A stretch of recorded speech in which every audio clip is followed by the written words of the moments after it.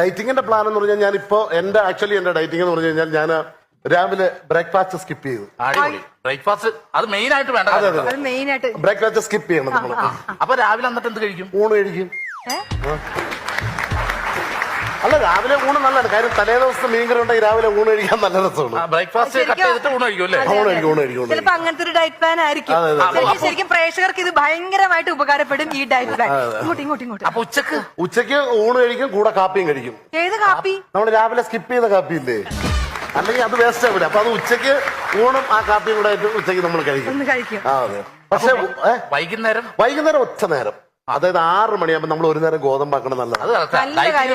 രാവിലെ ഊണ്, ഉച്ചക്ക് ഊണും കാപ്പിയും, അപ്പൊ പിന്നെ വൈകിട്ട് ഗോതമ്പ് എന്ന് പറഞ്ഞാൽ 2 ചപ്പാത്തിയെ കഴിക്കാം.